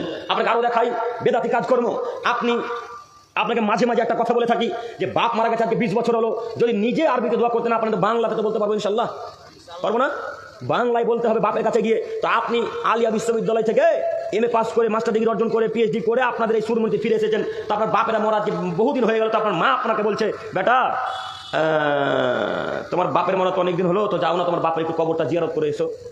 তো এটা তো জেনারেল ছাত্র, এই তো দোয়া অর্থ বুঝে না, দোয়া কীভাবে করতে তা জানে না। তো এই ছেলেটা বলছে আম্মু আমি তো বুঝতে পারলাম না কীভাবে দোয়া করা লাগবে, আমি তো জানি না। তখন তো এই ছেলেটাকে তার মা উপদেশের কথা দিয়ে বলছে কেন হুজুর যা আছে বেটা, হুজুরকে নিয়ে যাও। তো এই ছেলেটা মায়ের কথা শুনে হুজুর কাছে গেছে। এক খেলে চেয়ে থাকি নাহলে বুঝতে পারবেন না বাক্য, আমি খুব ইম্পর্টেন্ট কথা বলতে চাচ্ছি। তো এই ছেলেটার মায়ের কথা শুনে মসজিদ চলে গেছে। হুজুরকে গিয়ে বলছে হুজুর একটু আমার বাপের কবর জিয়ারত করে দেওয়া লাগবে। তো হুজুর তো ব্যস্ত মানুষ, কাজকর্ম খুব দর্জির কাজ করে আর ইত্যাদি ইত্যাদি কাজ করে, ব্যবসা করা লাগবে। তাহলে মসজিদের বেতন তো 3000 টাকা, মসজিদের বেতন তো 4000 টাকা, তো সংসার চলবে কি? একটা মেয়ের প্যান্ট জামা কিনলেই তো 2-3 হাজার লাগে নাকি গো? স্টাইল বাজার, কসমো বাজার, এই বাজারে ঢুকলে তো দামই শেষ নেই, তাই না? সে দামের শেষ নাই। তো মসজিদের ইমাম সাহেবকে যদি 3000 টাকা দেন তো কীভাবে তার সংসার চলবে? তো যাই হোক, এদিকে আমি যেতে চাচ্ছি একটু পরে। তো এই হুজুরের কাছে ছেলেটা এসে বলছে হুজুর একটু চলেন না, আমার বাপের কবরটা একটু জিয়ারত করে দিবেন। তখন না না না না যেতে পারি না, আমার অনেক কাজ আছে গো, আমি কাজে ব্যস্ত আছি। তখন ছেলেটা বুক পকেট থেকে 2000 টাকা বের করে হুজুরের হাতে ধরিয়ে দিয়ে বলছে হুজুর এবার চলে। হ্যাঁ চলো, এবার যেতেই হবে। তুমি যদি এখন বেদাত করতে বলো বেদাত করবো, সেটা করতে বলো সেটা করবো, যা বলো তাই করবো এখন। তো হুজুরকে ছেলেটা নিয়ে চলে গেছে। তো আপনারা লক্ষ্য করে দেখবেন যখন 12-13 বছর, অনেক দিন বলে দিলাম, কিছুদিন যখন মাটি দেওয়া হয়ে যায়, বর্ষা যখন পার হয়ে যায়, তখন যখন কবরের উপর গাছপালা বেরিয়ে যায়, বেরোয় না? তো গাছপালা বেরিয়ে গেছে। 20 বছরে ছেলেটার বাপের মরা হলো। হুজুর নিজে জানা যায় পড়ে যখন কবর চিনতে পারে না। তো হুজুর বলছে এই ছেলে তোমার বাপের কবর কোনটা গো, দেখো তোমার বাপের কবর। তখন ছেলেটা নিম গাছটা বেরিয়ে আছে, আমার বাপের কবর, ওটাই আমার বাপের কবর, অনেকদিন মরা হলো তো তাই নিম গাছ বেরিয়ে গেছে। তখন তিনি বলছেন চলো তোমার বাপকে দোয়া করে জান্নাতে ভরে দিয়ে আসবো। তখন এই ছেলেটার হুজুর আস্তে আস্তে গোরস্থানের উপরে উঠে দোয়া করতে শুরু করেছেন। দোয়া করতে করতে করতে করতে করতে করতে এক পর্যায়ে হুজুর 2 হাতকে উত্তোলন করে দিয়ে বলতে শুরু করেছেন রব্বির হামহুমা কামা রব্বায়ানি সাগীরা, হে আমার প্রতিপালক, আমার আব্বু আম্মু আমাকে বাল্য অবস্থায় যেমন ভাবে লালন পালন করেছিল মাবুদ, তুমি আমার আব্বুকে তেমন ভাবে তোমার রহমতের চাদরে রেখো। তখন যে ছেলেটা 1000-2000 টাকা দিয়েছে, ছেলেটা বলছে আল্লাহুম্মা আমিন, আল্লাহ তুমি হুজুর বাপ মাকে জান্নাতে ভরে দাও। কথা বুঝতে পারেন? আরে বেটা টাকা তো দিলাম আমি, তো তার দোয়া যে হুজুরের বাপ মার জন্য হলো, কথা এটা বুঝতে পারিনি। হলো টাকা তো দিলাম আমি, তো দুয়ারে হুজুরের বাপ মার জন্য হলো। আবার দেখেন তো বুঝতে পারেন কিনা, আল্লাহ তাআলাকে বলছেন রব্বির হামহুমা কামা রব্বায়ানি সাগীরা, হে আমার প্রতিপালক, আমার আব্বু আম্মু আমাকে বাল্য অবস্থায় যেমন ভাবে লালন পালন করেছিল মাবুদ, তুমি আমার আব্বু আম্মুকে তেমন ভাবে তোমার রহমতের চাদরে লালন পালন করো। তখন যে ছেলেটা 2000 টাকা দিয়েছে, ছেলেটা বলছে আল্লাহুম্মা আমিন, আল্লাহ তুমি হুজুরের বাপ মাকে জান্নাতে ভরে দাও। এই ছেলেটার মাথাতে এখন গোবর আছে না মগজ আছে? ওর এমএ পাস বিদ্যাকে আর পিএইচডি পাস বিদ্যাকে মাটির তলাকে পুঁতে দিতে এসেছে, বিদ্যার 5 পয়সা কোনো মূল্য নেই। এর ভিতরে কি মূল্য আছে? যে বিদ্যা বাপ মার জন্য দোয়া করতে পারে না, যে বিদ্যা শিরক ছেড়ে পারে না, যে বিদ্যা বেদাত ছেড়ে পারে না, যে বিদ্যা পিতামার জন্য দোয়া করতে পারে না, ওই বিদ্যাকে মাটির তলে পুঁতে দাও। এই বিদ্যার মূল্য নাই, এই বিদ্যার মূল্য নাই, এই বিদ্যার মূল্য নাই, এটা বিদ্যাহীন মূল্য, এটা মূল্যহীন বিদ্যা। এই বিদ্যার 1 পয়সা ইহকালে পরকালে কোনো মূল্য নাই। কেন বিদ্যা অর্জন করলেন? আরে বেটা যদি আরবিতে নাই জানি, বাপের কবরের কাছে গিয়ে 2 চোখে পানিকে ফেলে 1 পর্যন্ত বলতে শুরু করতে পারবো আল্লাহ আমার বাপ সাধারণ মানুষ ছিল মাবুদ, তুমি বড় দয়াবান, তুমি বড় ক্ষমাবান, তুমি বড় রহমান, তুমি বড় রহমান, আল্লাহ তোমার কাছে ভিক্ষা চেয়ে বলি আমি আমার ছেলে, আমি আমার বাপের ছেলে হিসাবে, আল্লাহ মানুষ হিসেবে পাপ হবেই, মানুষই পাপ করবে, ফেরেশতারা পাপ করবে না। এই আসানি তোমার কাছে ভিক্ষা চেয়ে বলি মাবুদ তুমি আমার বাপকে ক্ষমা করো, আল্লাহ তুমি আমার বাপকে ক্ষমা করো, আল্লাহ তুমি আমার বাপকে ক্ষমা করো। এই বাক্য বলতে বলতে বলতে বলতে যদি 2 চোখ দিয়ে পানি বেরিয়ে যায়, এই ছেলেটা দোয়া কবুল হবেই হবে, এই ছেলেটা দোয়া কবুল হবেই হবে, এই ছেলেটা দোয়া কবুল হবেই ইনশাআল্লাহ। আর ওই হুজুর যদি বেরাতি হুজুর যদি কান্নাকাটি করে করে করে দাড়ি জুব্বা পাঞ্জাবি সব যদি ভিজে যায়, তবু এর দোয়া কবুল হবে না। কেন? হুজুর বেদাতি, যে হুজুর যখন এটা বেদাত করলো, কথা বুঝতে পারেননি, এর দোয়া কবুল হবে না। এই যুবক তোমাকে দেখাতে চাচ্ছিলাম তোমাদের ধ্বংসের কারণ, বলো তোমার এই বিদ্যার কোনো কাজের দাম আছে কিনা? এই যুবক ভাইরা বলেন আপনার এই বিদ্যার কোনো কাজ আছে? বিদ্যার কোনো দাম থাকলো? তাহলে কেন আপনি এত বড় বিদ্যা অর্জন করলেন? তো আব্দুল করিম সাহেব কি বিদ্যা অর্জন করবো না? করা লাগবে, পিএইচডি করতে হবে, এমএ করা লাগবে, আরও যত উঁচু ডিগ্রি সব ডিগ্রি আপনাকে অর্জন করতে হবে, সাথে সাথে ইসলামিক শিক্ষা অর্জন করা লাগবে। নইলে আপনি ধ্বংসের পথে। আদমের ছেলে মেয়ে যদি বিনা সালাত আদায় করে মারা যায়, আর যদি লক্ষ কোটি টাকা মসজিদ দান করে যায়, এর দান কবুল হবে না। এই যদি সব থেকে বড় কাজ করে যায় যে মানুষের উপকারের জন্য, আর সালাত আদায় না করে যদি মারা যায়, এর ইবাদত কবুল হবে না, মুহাম্মদ সাল্লাল্লাহু আলাইহি ওয়াসাল্লাম বললেন। অতএব যুবক ভাই, আমি আপনার দিনী ভাই হিসেবে আপনাকে অনুরোধ জানাচ্ছি, আজকের পর থেকে আর এই যাবতীয় কাজে লিপ্ত হব না ইনশাল্লাহ। তো বেদাত কোনটা চিনতে পারলেন? বোঝা গেছে না? আরও অনেক আছে। ঘর উদ্বোধন করতে হুজুর লাগে, এটা বেদাত, তাই না? দোকান উদ্বোধন করতে হুজুর লাগে, এটা হলো বেদাত।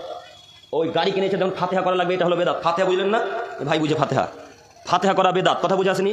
আরও অনেক আছে। আমি বেদাতের আলোচনা দিকে আগে যেতে চাইছিলাম, সময় যেহেতু লং হয়ে গেল, সময় বেশি নেই। আমি যুব সমাজ ধ্বংসের কারণ বলতে এসেছি।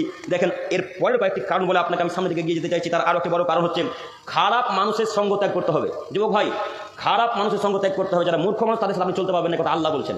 আব্দুল করিম সাহেব, প্রমাণ আছে তো?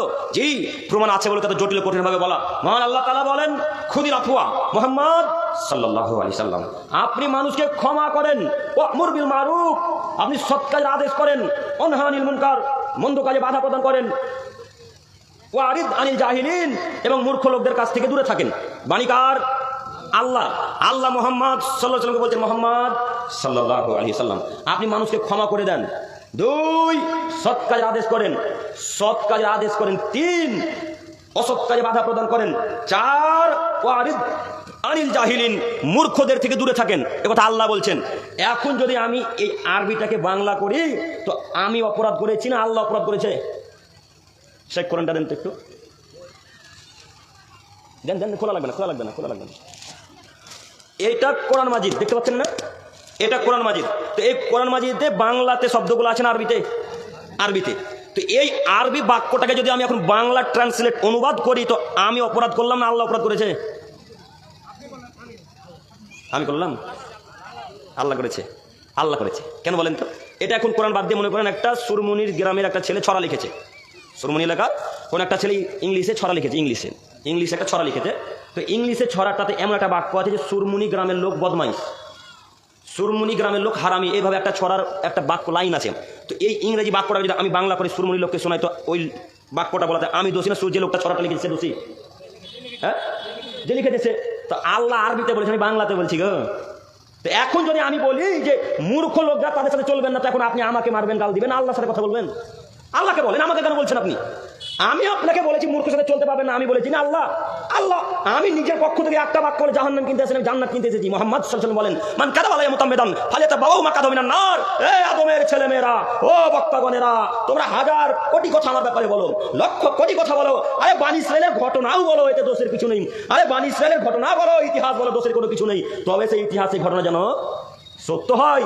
আমার ব্যাপারে কথা বলো, সেই কথা যেন সত্য হয়। যদি কথা সত্য না হয়, তাহলে তোমার থাকার জায়গা জাহান্নাম। আমি আপনাকে বলতে এসেছিলাম জাহান্নাম কিনতে আসেন, জান্নাত কিনতে এসেছি। আমি একটা বাক্য নিজের পক্ষ থেকে বলে জাহান্নাম কিনতে আসেন, জান্নাত কিনতে এসেছি, বিশ্বাস করুন আল্লাহ বলছেন যারা অশিক্ষিত মূর্খ বেহায়া মানুষ, তাদের সাথে আপনারা চলাচল করতে পাবেন না। আব্দুল করিম সাহেব মূর্খকে যে সালাত আদায় করে না সে, আব্দুল করিম সাহেব মূর্খকে যে দাড়ি চাচেছে, আব্দুল করিম সাহেব মূর্খকে যে প্যান্ট টাকনিতে পড়েছে, আব্দুল করিম সাহেব মূর্খকে যে বিড়ি খাইছে, আব্দুল করিম সাহেব মূর্খকে যে গুল মাজেছে, আব্দুল করিম সাহেব মূর্খকে যে গুটকা খাইছে, গুটকা চিনতে পারলেন? আব্দুল করিম সাহেব মূর্খকে যে সিগারেট পান করেছে, আব্দুল করিম সাহেব মূর্খকে যে মাকে গালি দেয়, পিতাকে গালি দেয়, ভাই বোনকে গালি দেয়, আব্দুল করিম সাহেব মূর্খকে যারা রাসূলের পদ্ধতি ত্যাগ করেছে, আব্দুল করিম সাহেব মূর্খ কারা, যারা বেদাত করে তারা। আর অনেক কারণ আছে, 10টা পেশ করলাম। এতগুলা কাজ যদি এই কাজের একটা কাজ কোনো মানুষ করে, এর সাথে চলাচল করতে নিষেধ করলেন কে? আল্লাহ। এবার আপনাকে বলি যুবক ভাই, আপনার 5টা বন্ধুর মধ্যে একটা বন্ধু সালাত আদায় করেন, কেন আপনি তার সাথে চলাচল করছেন? কেন করছেন? আল্লাহ তাআলা বলছেন, ইন্নামা ওয়ালিয়ুকুমুল্লাহু রাসূলুহু, তোমাদের বন্ধু হচ্ছে আল্লাহ এবং তার রাসূল। তোমাদের বন্ধু হচ্ছে আল্লাহ এবং তার রাসূল। আল্লাযিনা আমানু, এবং তোমাদের বন্ধু হচ্ছে তারাই যারা ঈমান এনেছে। আল্লাযিনা ইউকিমুনাস সালাত, যারা সালাত আদায় করে তারা তোমাদের বন্ধু। ওয়া ইউতুনাজ যাকাত, যারা যাকাত প্রদান করে তারা তোমাদের বন্ধু। ওয়া হুম রাকিউন, যারা নম্র ভদ্র মানুষ তারা তোমাদের বন্ধু। কথা আল্লাহ বলছেন। আপনার বন্ধু মুহাম্মদ, আপনার বন্ধু আল্লাহ, আপনার বন্ধু যারা সালাত আদায় করে তারা, আপনার বন্ধু মুমিন মানুষ, আপনার বন্ধু যারা ভদ্র নম্র মানুষ তারা, যারা যাকাত প্রদান করে তারা আপনার বন্ধু। ইহা ব্যতীত কারোর সাথে আপনি বন্ধুত্ব রাখতে পারেন না। এবার আপনাকে বলি, আপনার 5টা বন্ধু, 5টা বন্ধুর মধ্যে একটা বন্ধু নামাজ পড়ে না। তো আব্দুল করিম সাহেব, আমার 5 বন্ধু নামাজ পড়ে না, তাতে কি আছে? আমি তো ঠিক আছি, আমি তো নামাজ পড়ি, তো আপনি কেন তাদের সাথে ঘুরতে নিষেধ করছেন? ও কেন করছি তুমি জানো? তোমাদের এই যে পুকুরটাতে কালকে একটা লোহা কিনে নিয়ে এসে ফেলে দাও, দেখো তো ডুবছে না ভাসছে? ডুবে যাবে না? তো ওই লোহাটাকে এখন কাঠের সাথে বেঁধে দেন, পেরেক মেরে দেন, তো ডুববে না ভাসবে? এখন ভাসবে। সঙ্গ দোষে লোহা ভাসে। তো আরো একটা উদাহরণ দিই, আপনাদের গাজল থানাতে বাজার আছে কোথাও জানি না, শুনেছি। তো ওই বাজারে আলু বিক্রি হয়, যেমন আলু দেখেননি তো, আলুর বস্তার মধ্যে কয়েকটা যদি পচা আলু থাকে, তো পচা আলুটাকে বাজারের মালিক বা দোকান মালিক পচা আলুটাকে বের করে ফেলার চেষ্টা করে না? কেন করে বলেন দেখি? কি কি কি কি কি বাকি আলুগুলোকে যেন পচিয়ে না দেয়, এই কারণে আস্তে আস্তে বের করে ফেলার চেষ্টা করে, তাই না? তো এবার তোমাকে বলি, শোনো, তোমার 5টা বন্ধু নামাজ পড়ে না, বিড়ি খাই, তোমার 5টা বন্ধু সালাত আদায় করে, সিগারেট পান করে, তুমি একাই সালাত আদায় করো, বিড়িও পান করো না, কিছু পান করো না, তুমি তাদের সাথে চলছো।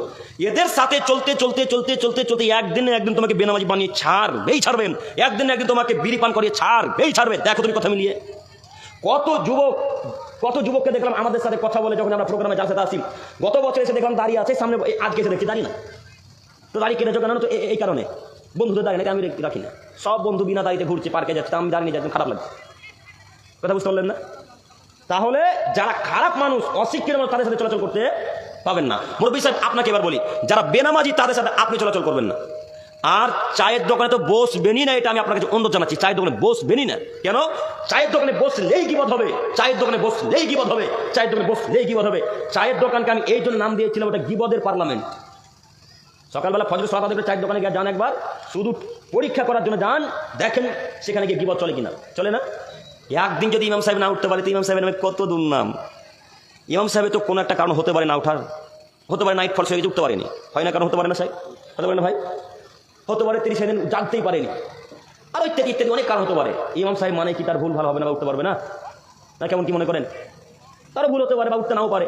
তো একদিন উঠতে পারে, তো চায়ের দোকানে ফজর সালাত আদায় করে এসে বলছে না, সুরমুনের ইমাম সাহেব একদম ভালো লয় রে, একদিনও ফজরের নামাজ পড়ায় না, অথচ পড়ায়নি কয়দিন?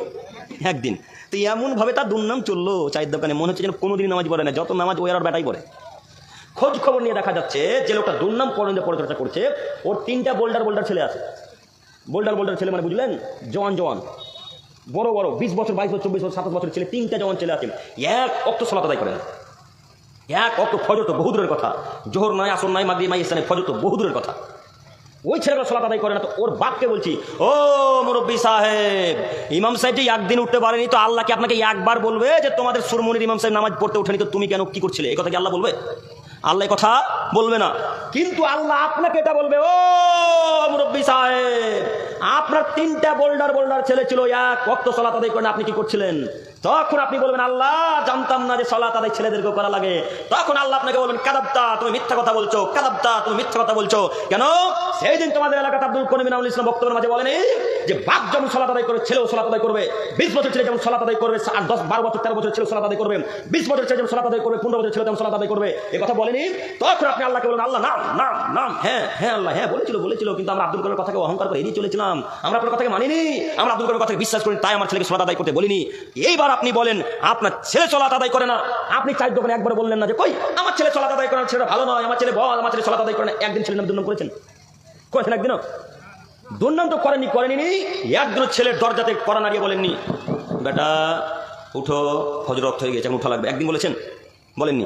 এই জন্য আমি বলি, 20 বছর 22 বছর 24 বছর ছেলে সালাত আদায় করেন, এর বাপ বেঁচে আছে সুরমনিতে, এই কথা আমি বিশ্বাস করি না। এর বাপ বেঁচে আছে সুরমনিতে আমরা মানি না। 20, 22 বছর 14, 15 বছর ছেলে সালাত আদায় করেন, বাপ মানুষ, এটা আমরা মনে করি না। বাপ কা পুরুষ, এর বাপ কা পুরুষ, এর বাপ কা পুরুষ, এর বাপ কা পুরুষ। দেখি কোন মায়ের বেটা বলে আমি পুরুষ, আমার ছেলে 17 বছরের ছেলে সালাত আদায় করেন, আমি পুরুষ, একজন হাত তুলে বলেন। কি মনে করেন আপনি? ইমামের নামে এত দুর্নাম, আপনার ছেলের নামে দুর্নাম নেই মানে? তবে একটা কথা মনে রাখবেন, ইমাম সাহেবের নামে যত দুর্নাম হয়েছে তত দুর্নামে নাকি কিয়ামতের মাঠে দিয়ে দেওয়া লাগবে। আমি আপনাকে অনুরোধ জানাচ্ছি, বলতে চাচ্ছিলাম যারা সালাত আদায় করেন তাদের সাথে চলাচল করতে পারবেন না। আর একটা আয়াত মহান আল্লাহ তাআলা বলেন, ইয়া আইয়ুহাল্লাযিনা আমানু, হে ঈমানদারগণ, লা তাত্তাখিযুল ইয়াহুদা ওয়ান নাসারা আউলিয়া, তোমরা ইহুদি এবং খ্রিস্টানদেরকে বন্ধুরূপে গ্রহণ করো না। আল্লাহ তাআলা বলেন, পৃথিবীর মানুষ, তোমরা যারা ঈমান এনেছো তোমাদেরকে বলছি, তোমরা শোনো, তোমরা ইহুদি খ্রিস্টানদেরকে বন্ধুরূপে গ্রহণ করো না। বাদুন আউলিয়া বাদ, তারা একে অপরের বন্ধু। ইহুদির বন্ধু খ্রিস্টান, খ্রিস্টানের বন্ধু ইহুদি, ইহুদির বন্ধু খ্রিস্টান, খ্রিস্টানের বন্ধু ইহুদি, এরা একে অপরের বন্ধু। আপনাকে পেপার পত্রিকায় দেখাতে চাচ্ছে শুধু তাদের সাথে শত্রুতা রেখেছি, কিন্তু ভিতর তাদের সম্পর্ক ঠিকই আছে। কথা আল্লাহ বলছেন। আপনি পেপার পত্রিকা দেখতে পাচ্ছেন, অমুক দেশকে গালি দিচ্ছে, অমুক দেশে বম ফেলছেন, দেখেন এদের কারো শত্রুতা নেই, সব তলতল সম্পর্ক রেখেছে। কথা আল্লাহ বলছেন। আল্লাহ বলছেন, ইহুদির বন্ধু খ্রিস্টান, খ্রিস্টানের বন্ধু ইহুদি, এরা তোমাদের বন্ধু কখনো হতে পারে না। মুসলমানের বন্ধু কখনো খ্রিস্টান ইহুদি হতে পারে না। অতএব আপনাকে বলছি, আপনি ইহুদিদের সঙ্গ ত্যাগ করেন, খ্রিস্টানের সঙ্গ ত্যাগ করেন। আব্দুল করিম সাহেব কেমন কথা এখানে বলছেন? আমরা কখন খ্রিস্টানকে সম্মান করলাম, কখন ইহুদিদেরকে সম্মান করলাম? কে বলেছে আপনি ইহুদিকে সম্মান করেননি? কে বলে আপনি খ্রিস্টানকে সম্মান করেননি? কে বলে আপনি ইহুদিদেরকে সাথ দেন না? তার জলজান্ত প্রমাণ আপনার ছেলে। দেখেন, আপনার ছেলে একটা ওই জার্সি কিনেছে, যে জার্সিতে মেসির ফটো আর মেসিকে ছাপা আছে, আর মেসির 10 নম্বর লেখা আছে। আপনার ছেলের গেঞ্জি দেখেন, আপনার ছেলের গেঞ্জিতে নেইমারের ফটো আছে। বলেন আপনার ছেলে নেইমারকে যে ঘুরনি পকেটে করে ঘুরে নিয়ে বেড়াচ্ছে, বুকে নিয়ে ঘুরে বেড়াচ্ছে, বলেন নেইমার হিন্দু, মুসলিম না খ্রিস্টান? ওই যে আপনার ছেলে রোনাল্ডোকে নিয়ে ঘুরে বেড়াচ্ছে, বলেন আপনার ছেলেকে যে রোনাল্ডো মুসলমান, খ্রিস্টান না ইহুদি? বলেন রোনাল্ডোকে। এবার আপনার ছেলেকে বলেন, আল্লাহ বললেন ইহুদি খ্রিস্টানদের সাথে তোমরা চলাচল করতে পাবে না। আপনার ছেলে চুলটা কেটে দেখেন, চুলটা কেটেছে খ্রিস্টানদের নীতিতে, ইহুদিদের নীতিতে, নেইমার মেসির নীতিতে। আপনার ছেলের ওই চুল কাটা দেখেন, একদিকে চুল আছে একদিকে চুল নাই। দেখেন এদিকে চুল আছে বাম দিকে, দেখেন বাড়ি গিয়ে আপনার ছেলের মাথা চেক করেন।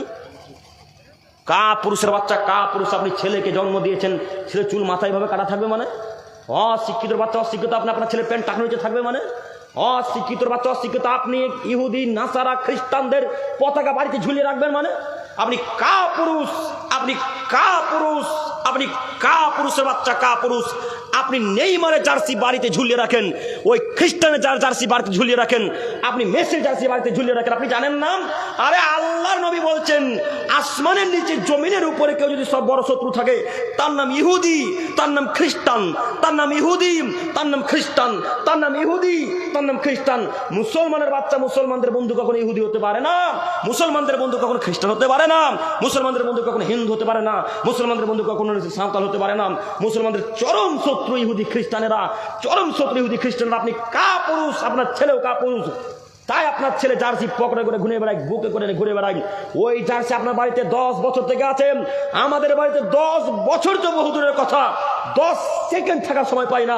আপনার ছেলে জার্সি বুকে করে ঘুরে বেড়াই, আর ওই জার্সি যদি আমরা বাড়িতে দেখতে পাই তো পায়খানাতে পাপোশ হিসেবে রাখি। পাপোশ বুঝলেন না? পা মুছার জায়গা হিসেবে তাকে রাখি, তাও রাখতে রাজি নই। আপনি কা পুরুষের বাচ্চা মেসির জার্সি নিয়ে বুকে করে ঘুরে বেড়ান মানে? কি দেখাতে চাচ্ছেন আপনি? কি দেখাতে চাচ্ছেন আপনি? আপনার ছেলেকে দেখেন, ওরাও হাফ প্যান্ট পরে, আপনার ছেলেও হাফ প্যান্ট পরে। বলেন তো পুরুষ লজ্জাস্থান কোথা থেকে কোথা পর্যন্ত? নাভি থেকে হাঁটু নিচ পর্যন্ত আপনার ছেলেটা এখানে হাফ প্যান্ট পরেছে। আপনার ছেলেটা হিজড়া নাকি? হ্যাঁ, আপনার ছেলে কি খ্রিস্টান? আপনার ছেলে কি ইহুদি? আপনার ছেলে কি নাসারা? আপনার ছেলে কেন এই নীতিতে চলে? আপনার ছেলে কেন এই নীতিতে চলবে? আপনার ছেলে মুসলমানদের নীতিতে চলবে। মুহাম্মদ সাল্লাল্লাহু আলাইহি ওয়াসাল্লাম বলেছেন, নাভি থেকে হাঁটু পর্যন্ত ঢেকে রাখতে হবে। এটা পুরুষদের লজ্জাস্থান, মহিলাদের তো পুরোটাই। অতএব আপনাকে অনুরোধ করতে চাচ্ছি, নীতি পরিবর্তন করে। যুবক ভাই, আপনার ধ্বংসের কারণ বলতে গিয়ে অনেক কথা বললাম, কতটুকু কথা মনে রাখতে পারলেন আমিও বলতে পারছি না। তবে শেষ পর্যায়ে এসে বলি, আপনি আজকের পর থেকে এদেরকে আর অনুকরণ করবেন না ইনশাল্লাহ। ইনশাল্লাহ শেখ আমি চালাবো না, শেষ করে দিন। হ্যাঁ, এই রে সুবহানাল্লাহ, 12টা বেজে গেছে। আর কয়েকটি কথা বলে মানে আপনার বিরক্ত বোধ হন না? ফজরের সালাত আদায় করতে পারবো ইনশাল্লাহ। সবাই হাত তুলে বলি ইনশাল্লাহ। ফজরে যদি সালাত আদায় না করেন, এতক্ষণ যাবত যত শুনলাম সব কি হয়ে যাবে? তো বেশি রাত্রি যাওয়ার করেও লাভ নাই। আপনারা তো এখানে সালাত শুনে আবার ঘুমিয়ে যাবেন, আমাকে এখন 3 ঘন্টা 3.5 ঘন্টা যেতে হবে, তাই না? আমার যেতে যেতে ফজর নামাজ পড়ে ঘুমাবো। তো আরও কয়েকটি কথা বলে আমি শেষ করতে চাচ্ছি। তাহলে একটু দেখেন, যুব সমাজ ধ্বংসের আরও বড় যেটা আমরা এখন দেখতে পাচ্ছি সেটা হচ্ছে পর্নোগ্রাফিতে আসক্ত থাকা, তাই না? পর্নোগ্রাফি, ব্লু ফিল্ম, নোংরা ভিডিও, অশ্লীল ভিডিওতে আসক্ত থাকার কারণে আজকে যুবকরা ইসলাম থেকে বহু দূরে। একটা ছেলে প্রতিদিন পর্নোগ্রাফি দেখে, আল্লাহর কসম আপনি বিশ্বাস করুন, আল্লাহর কসম আপনি বিশ্বাস করুন, কত ছেলে যে ফোন করে হোয়াটসঅ্যাপে জিজ্ঞাসা করে, শেখ ভাই আমি রাত্রে দেখি, আমাকে বিরক্ত, আমি না হলে থাকতে পারি না, কি করি আমি এই জন্যে সালাত আদায় করতে পারি না, আমি এই কারণে আমি সৎ কাজ করতে পারি না, আমি যখনই সৎ কাজ করতে যাচ্ছি তখনই আমাকে বাধা দিচ্ছে যে তুই তো খারাপ কাজ দেখিস, খারাপ জিনিস দেখি, তুই কেন ভালো কাজ করবি? তখন আমি ভালো কাজ থেকে দূরে চলে আসছি। আমি কি করি? আপনি পরামর্শ দেন। তো পরামর্শ তাদের জন্য এইভাবে দিতে পারি যে আপনি সিয়াম পালন করেন। সিয়াম পালন করলে জনক্ষমতা কমে, সিয়াম পালন করেন, সাথে সাথে যখনই এরকম নোংরা চিন্তা ভাবনা, খারাপ চিন্তা ভাবনা, চেতনা আসবে, তখনই সঙ্গে সঙ্গে আউযু বিল্লাহি মিনাশ শাইতানির রাজিম পাঠ করে সুন্দর করে ওযু করেন। আউযু বিল্লাহি মিনাশ শাইতানির রাজিম পাঠ করার পর চলে যান, কিছুক্ষণ পাঠ করেন। এই দোয়াটা পাঠ করতে করতে করতে করতে কিছুক্ষণ পর গিয়ে ওযু করেন। ওযু করার পর 2 রাকাত সালাত আদায় করেন। 2 রাকাত সালাত আদায় করে আল্লাহকে এক পর্যায়ে বলেন, আল্লাহ তুমি তো দয়াশীল মাবুদ, তুমি তো সারা পৃথিবীর রব, তুমি তো সারা পৃথিবীর মালিক, তোমার দয়া ছাড়া এক পা নড়তে পারি না মাবুদ। তুমি তো রহমান, তুমি আমাকে এই পাপ থেকে উদ্ধার করো। আল্লাহ গো, আমি এই নোংরা অশ্লীল খারাপ কাজ থেকে বিরত থাকতে চাচ্ছি, তুমি আমাকে ক্ষমা করো। আল্লাহ তুমি আমাকে এই পাপ থেকে দূরে রাখো। এভাবে কথা বলতে বলতে যদি 2 চোখ দিয়ে পানি বের করে দেন, আল্লাহ তাআলা দোয়া কবুল করবে ইনশাল্লাহ, করবে ইনশাল্লাহ। আর যদি আল্লাহকে না বলেন, তাহলে এই পাপ থেকে বিরত থাকতে পারবেন না। পাপ ভয়াবহ পাপ, পাপ ভয়াবহ পাপ আপনাকে